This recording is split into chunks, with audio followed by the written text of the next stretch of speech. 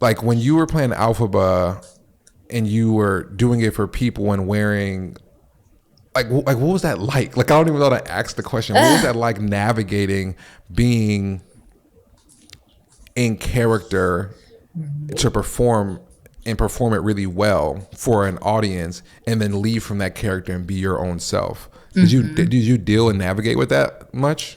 I think when I was starting out, I did, but I think that for actors, for not for everybody, I can only speak for myself, but for me, like repetition of doing something over and over and over again leads to being in like the flow state. And so when you get on stage, you can be completely present as the character because you're not thinking about your line. You're not thinking about anything. You're just like, you know, the circumstance, you know where you are, and you're looking at who you're talking to, and you're talking to them as Elphaba.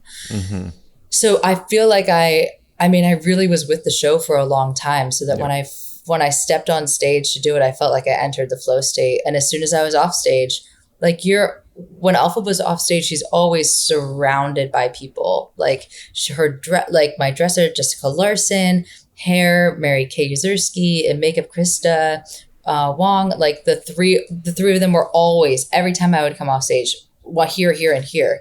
Someone's handing me a thing. Someone's fixing my hair. So like they're always, so you can't like why you can't stay as Elphaba because it would be like, why are you painting me green? My skin is green, you know?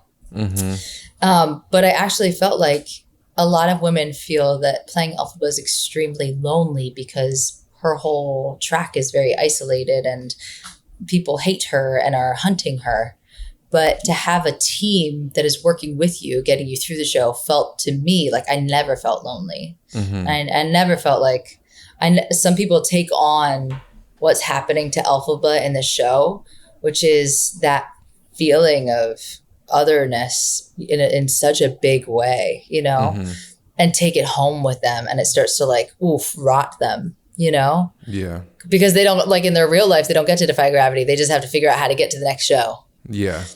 And so for me, I always felt like I really had to separate the two. And also my personality is very, very like Elphaba's. And I had to be careful to not make myself too similar, make her too similar to me, because she's not me. And there are times where she knows a lot less than I know. And there are times where she's a lot braver than I would ever be. And there are times where she's a lot more vindictive or like filled with grief than I could ever be. Damn. You know what I mean? So I can't make her me and I can't make me her because it doesn't support that though, because you're saying that she is you and you are her, but you have to separate these really nuanced feelings and emotions when you're in your regular life, and then you have to probably bring those emotions back to perform so people can feel Elphaba, because some people in the stands are watching her because they see themselves in her. So how is she not you, but is you at the same time, and you're able to like break up those nuanced emotions and feelings in your real life? I think that it was easier for me to break it up. Like when I left the show, I was out of the show. Like when I'm off stage, I'm not on stage.